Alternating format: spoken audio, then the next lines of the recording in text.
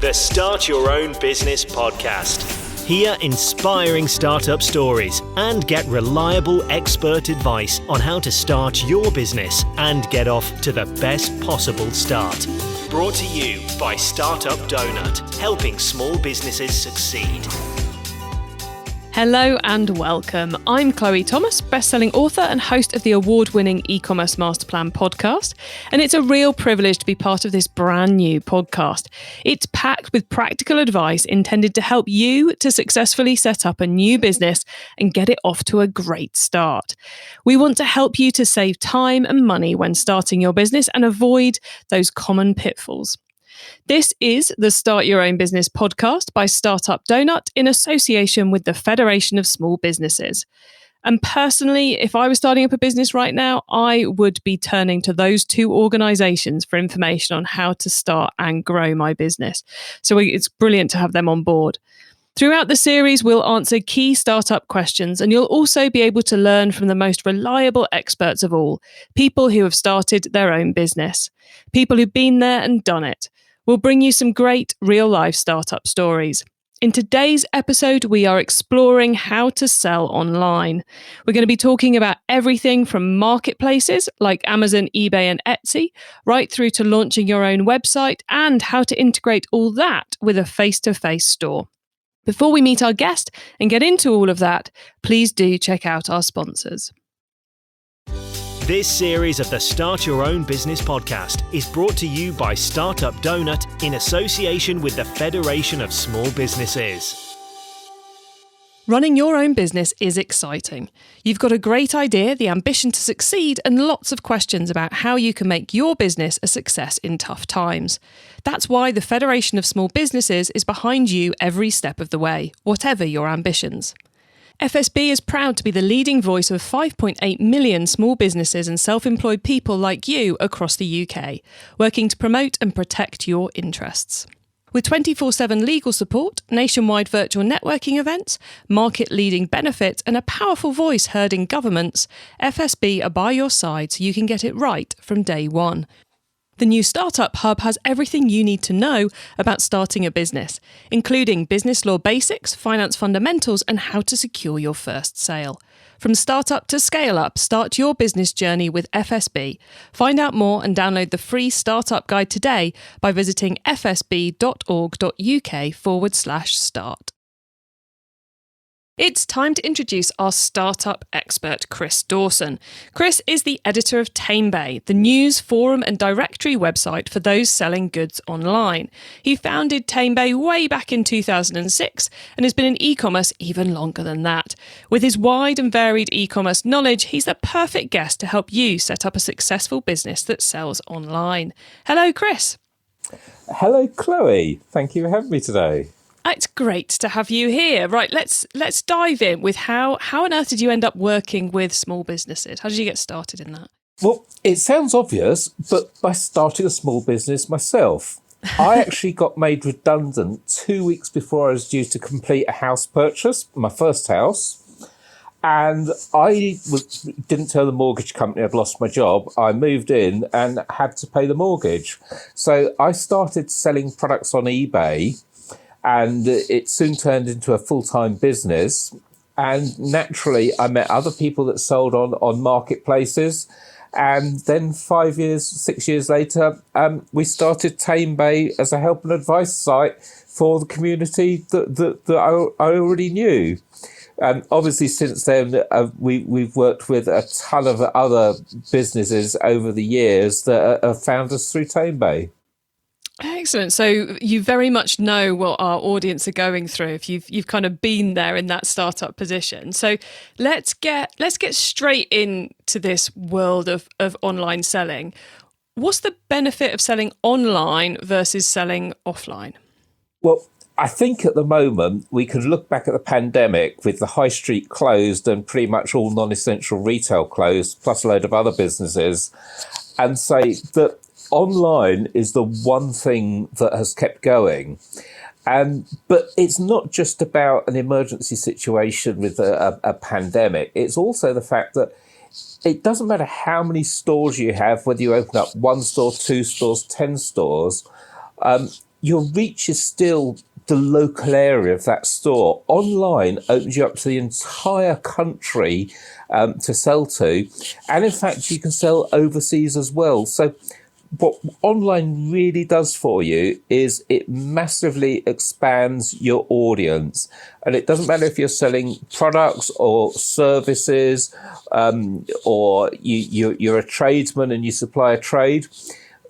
Wherever you advertise that's offline, like the local newspaper, for example, it's only going to reach a limited circulation. Whereas online, it's 24 hours a day. It's there permanently, unlike the newspaper that gets thrown away at the end of the day or the end of the week. And unlike your retail shop, you have to close at night. You have to sleep sometime, but online just carries on through the night. And there'll be night owls at 1 o'clock, 2 o'clock in the morning that are still buying from you.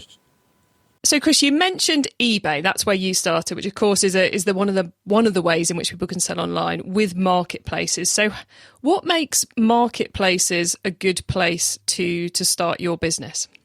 One thing and one thing alone, Chloe: customers. The great thing about a marketplace is they have millions of customers in the UK as well as around the world. But like eBay has been getting 25, 29 million customers a month. Amazon is similar. If you open your own website, no one's going to visit your website the day you open it because they don't know it exists. But marketplaces already have customers on there. And in fact, I'd be surprised if most of the people listening haven't actually bought something from a marketplace, either from eBay or Etsy or Amazon or one of the other many marketplaces that are out there. So while you have to pay fees to sell on a marketplace, the balance of that argument is the marketplace has customers that are already probably looking for your products and services and want to buy them. And the marketplace can help you reach those customers a lot faster than building your own website. So if we want quick sales, and if we are a bit scared of marketing maybe, or we don't have the time or the money to invest in marketing at this point, marketplaces would be a really obvious place to start. Absolutely. And it's not just about quick sales, it's about ongoing volume of sales over months and years into the future. Most businesses that I know that sell on marketplaces do as much, if not more, sales on marketplaces than they do on their own website. And that's for businesses that have been built up over many, many years. Let's not forget that if you're running a website, you're probably going to pay search engines like Google advertising fees to advertise your website. So although you might think a sale on your website is free because you're not paying fees where you pay fees on the marketplace, the balance to that is that you're going to have to pay to advertise your website. Naturally, I think you should have a website as well, but there are costs involved in setting up a website. You'll need to buy a URL, which doesn't cost a lot. It's £10 a year. But then you're going to need to buy website hosting, somewhere to host your website. And then you're probably going to have to buy a shopping solution, a shopping cart solution.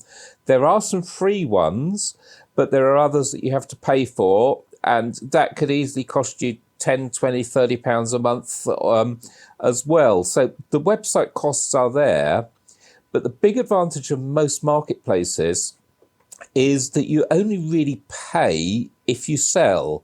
So you haven't got upfront costs to actually list on the marketplace, but they take a percentage of the sale price when you sell something. It kind of reduces your risk, doesn't it? Because like you said, with your own website, you have costs you have to pay no matter what you do. And then you've got the marketing that you've got to pay in order to get the sales. Whereas on a marketplace, the only thing you've got to pay out for before you sell something is the product. Exactly. And most people will have sold something before online. So it's not like it's something new. People have sold something on eBay or Gumtree or Depop or Vinted or any of the many, many marketplaces that are out there. And if you've ever bought something on a marketplace or you've sold on a marketplace, you've probably already got a bit of an idea of how it works. Setting up as a business just means that you're going to be a bit more professional about it and you'll have your own products to sell. But if you bought something from a marketplace, the chances are pretty high that you bought from a business just like the one that you're thinking of setting up. Now, Chris, you've mentioned a lot of different marketplace platforms out there because, of course, it's not just about eBay and Amazon. There's a lot more. How do we work out which one to start on? Because that can be a crucial decision, can't it? It certainly can. And it really comes down to the product set that you're selling. So Amazon is a massive marketplace, but eBay have more categories. So Amazon cater generally for newer box products. Whereas if you're selling collectibles and antiques, or if you're selling motor parts, or if you're selling cars, then eBay is a better option because they've got categories for it. If you're selling handmade products, then a marketplace called Etsy is absolutely fantastic. If you're selling gift products, there's Not on the High Street. If you're selling food products, then there's Yumbles. So there are a ton of marketplaces out there. And the real differentiator is that you should pick the marketplace first that's most suitable for the goods that you're selling. But sometimes, and in fact often, you might think, actually, I should be selling on multiple marketplaces. So let's say you were selling handmade chocolates, for example, then Yumbles as a food marketplace would sound ideal. But hang on a minute, people buy chocolates for Valentine's Day and Mother's Day. So Not on the High Street is a gift marketplace. So it's natural to sell on there as well. But then you've got to ask yourself the question, well, if I'm selling on Yumbles and I'm selling on Not on the High Street, why wouldn't I offer my products on Amazon and eBay as well? And you start to build up a portfolio of marketplaces that you sell on. Which is when it gets a little bit more complicated, isn't it? It does, because you've got more places to collect your orders from and answer customer questions. But there are software solutions that can do that for you and collate all of your orders from multiple marketplaces into a single platform so that they all appear in one place. Well, we're not going to get too deep into that today because we are, of course, talking to the startup audience rather than others, and we don't want to overwhelm you at this point, guys. So basically, to work out which platform to use, which marketplace to use, it's all about where our product fits in the best. So we'd be crazy to try and sell, I don't know, mobile phone accessories on the food marketplace, and or Etsy. For that, we're going to go to Amazon or eBay.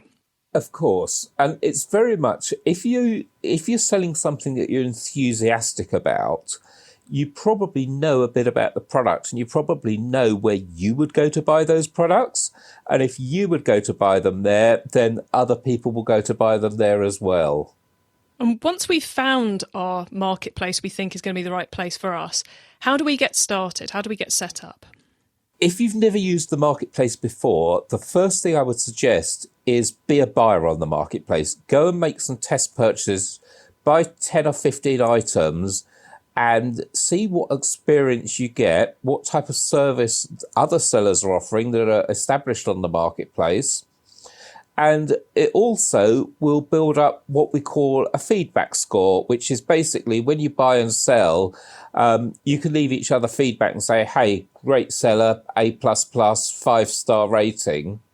And it'll give you a bit of an idea of what the expectations are from the marketplace by what other people are doing.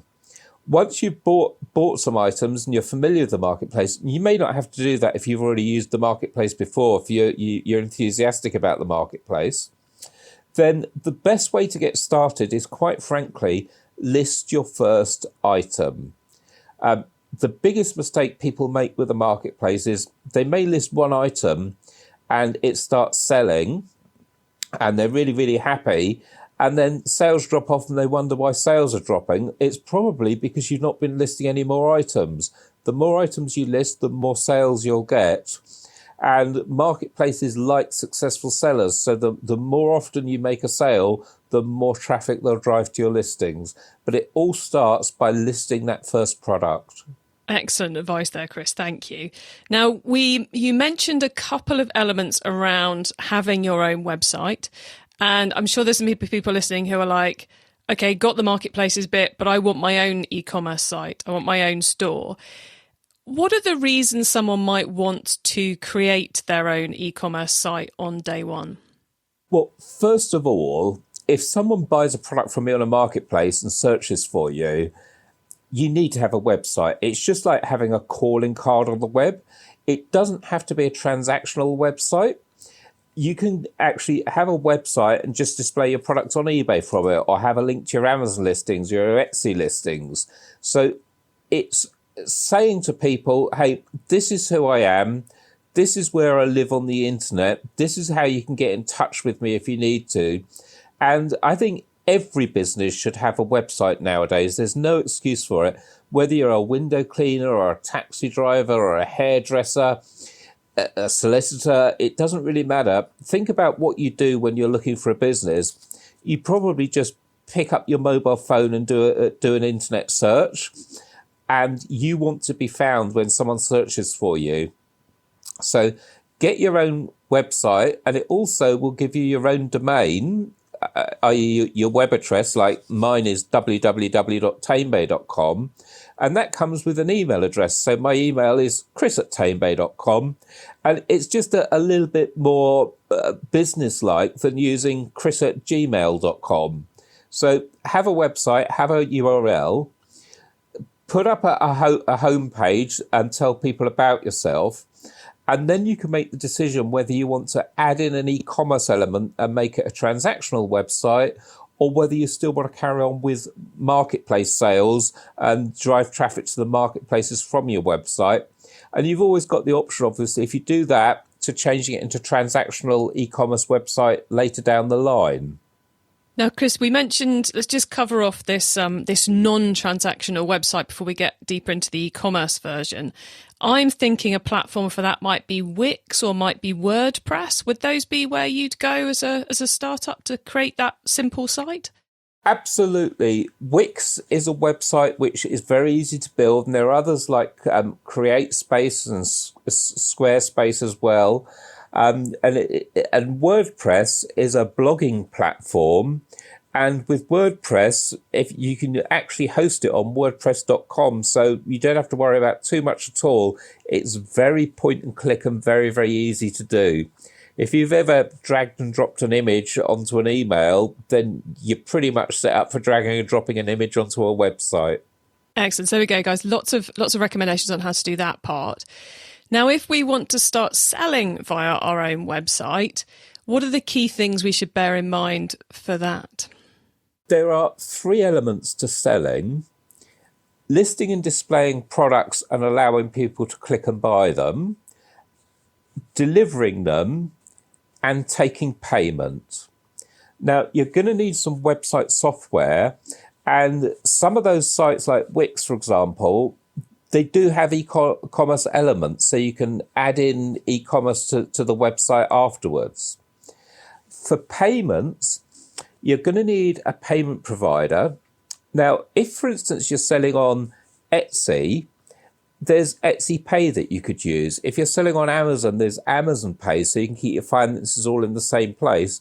And most of us will probably be aware of PayPal, which you can add to almost any website platform out there. So that's payments taken care of. And then for delivery, you're going to need, and this applies whether you're selling on your own website or marketplace, you're going to need a courier to deliver your items. The one you probably think of first of all is Royal Mail, but there are loads of other carriers which for heavier items can have better rates, like Hermes or Yodel or DPD or Parcel Force. So it'll depend a little bit on what type of products you've got. But there are also sites where you can book a courier from multiple carriers, depending which one's the best price for your product, like Parcel to Go, for example. And if you go to their website, you can book a courier to come and collect from you or drop it off at a parcel shop, and you'll be able to pick the best price courier for the product and the size and weight you're sending that day. Yeah, so payment method for our own site we have to have in place before we can sell anything. Yes. But the delivery we could be a little lazy about and just take it down to the post office. We don't need to build a relationship in that place from day one, do we? You can do that after the event, yes. But what you'll find is when you add an e-commerce element to a website, you probably won't be able to set it up without setting up what type of payment you're going to collect. No one wants cash or checks in the post or postal orders. You're going to want electronic payments. And PayPal is a pretty good bet for most people, I have to be honest. And we can't really talk about everything we're talking about without mentioning the world of Shopify, because of course some e-commerce, if we're going to go full e-commerce and go for a full-on e-commerce platform that's got everything bolted in, I know Wix, as you mentioned, have that e-commerce bolt-on that will handle the payments and do all the cool e-commerce stuff, and WordPress has the WooCommerce option. But I'm sure a lot of our listeners, when they hear e-commerce in the startup space, think of Shopify. So at what point do we decide to make the leap to a platform like Shopify that's going to be charging us that flat fee every month to have us on board? I've got to be honest, and I very much prefer to build a business organically and have an income stream before I start investing heavily. Now, if you're starting selling online, that's why I very much favour starting with marketplaces. And by all means, as I say, you should definitely have a website as a calling card on the web. But when you've built up sales on marketplaces and you've got a revenue stream, that's the time to start investing in an e-commerce website. And a mistake that a lot of people make is starting off with the wrong platform and having to pick another one very quickly afterwards. So if you do start with Wix, they do have an e-commerce solution, but it's quite a basic e-commerce solution. And at some point, if you really, really grow your website sales, you're going to think, right, I'll need Shopify, or I need BigCommerce, or I need a better platform. And it's a real pain to have to swap from the small site to the bigger site, even though the small site was easy to set up in the first place. So I would say, get sales coming through the door. A business is not really a business if you don't have a revenue stream and you're not making profits. So Get the revenue stream first of all, and that'll put you in a position where you can think, okay, I'm now ready to invest in an e-commerce website, and I'll go for Shopify or BigCommerce, or if I used WordPress, I might add WooCommerce. You can add that down the line, but don't invest a ton of money and have a cracking website but have no one buying from you. Get your revenue stream and your profits coming in first. I love from what you're saying there, Chris, is this method. It's like the minimum viable product idea, where we test before we invest a lot. We see, do customers actually want our product? Can we make money from this product before we spend a lot of time and resources building the next level? And I think, that's such an important message for anyone planning a startup, is you don't need an all singing, all dancing web experience on day one. On day one, you need to prove there's customers who are willing to pay a price for your product that makes you profit. Otherwise, what's the point? The other point I really love that you made just there, Chris, was about site migrations. And I know this is a long way down the line for everyone listening, but moving e-commerce websites is one of the worst things in the world to have to do. I speak as someone who's been involved in many of these projects. And yes, for those of you listening, it's 2 or 3 years away for you. But if you make the right decisions now, then you will save yourself a lot of pain, a lot of heartache, and a lot of cost further down the line. So some great points there, Chris. And we should also mention the world of bricks and clicks, because of course, if we're selling physical products, we can also sell them offline.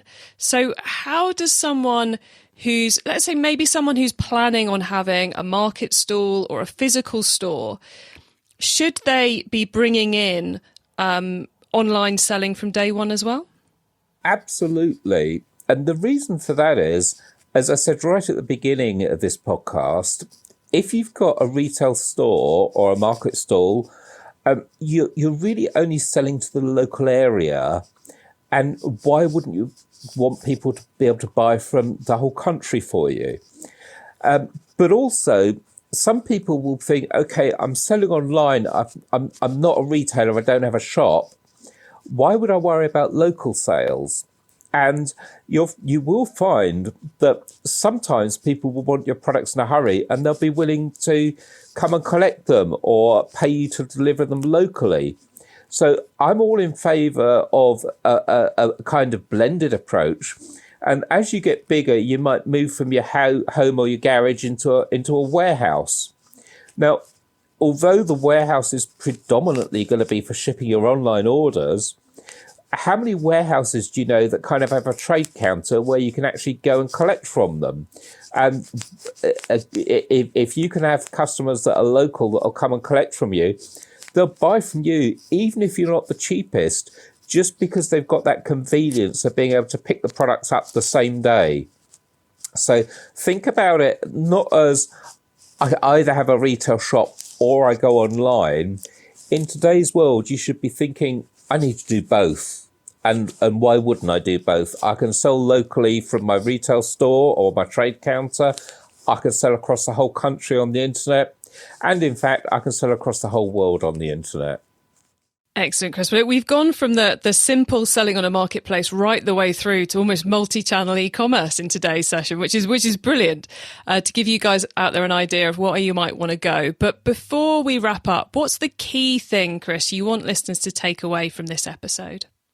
I have to say, I've met loads of people over the years who talk a lot about starting a business, but what they never actually do is start. So the biggest advice I can give you is go away from this podcast today and go and get started. And it's very, very easy to get started. Even if you don't have a product left, you've probably got a ton of stuff around your house that you could sell on a site like eBay.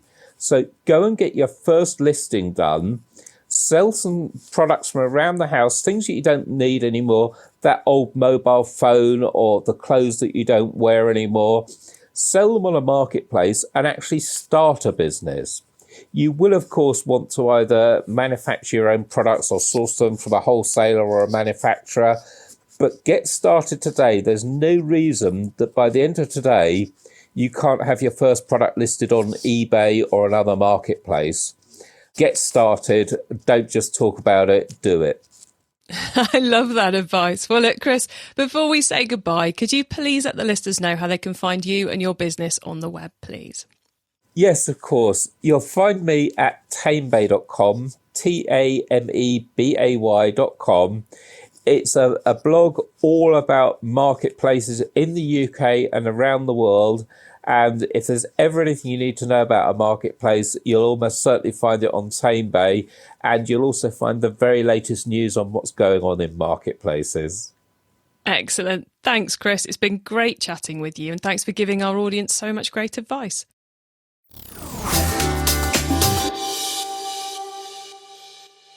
Oh, what an excellent set of advice from Chris there. I think the key points from what he went through were multi-channel where we ended. Don't worry about that too much, but it is an option if you are definitely doing that physical store part. So if you're going for physical stores, don't forget the online space as well.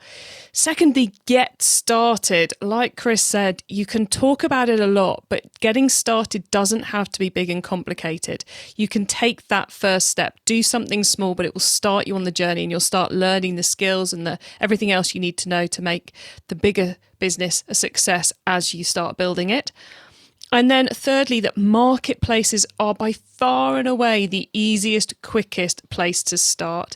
When you're listed on there, you're going to start finding out so much about your product, about your customer, about how to sell, and you're going to be earning money into the bargain. But do have that kind of almost business card website set up early on so people can find you if they want to. And when you're making your choice of website, consider the longer term game of where you want to end up, because getting a long way down the line on the wrong platform can lead to a lot of challenges when you move. So you can get the notes from this episode and links to all those juicy free resources we mentioned at startupdonut.co.uk/podcast. And that's donut spelt DONUT. So startupdonut.co.uk/podcast. There you will also find a wealth of advice and guides to help you to launch and grow your business. As you know, this series is here to hold your hand through setting up and launching your new business.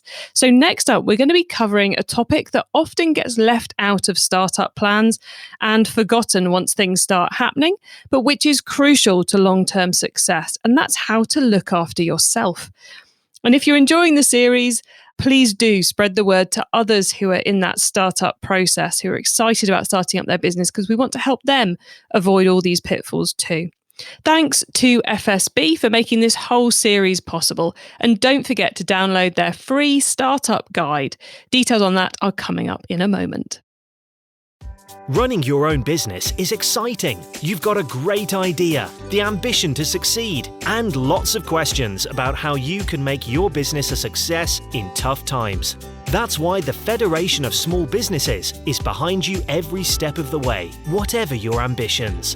The FSB Startup Hub has everything you need to know about starting a business, including business law basics, finance fundamentals, and how to secure your first sale. From startup to scale up, start your business journey with FSB. Find out more and download a free startup guide today by visiting fsb.org.uk/start.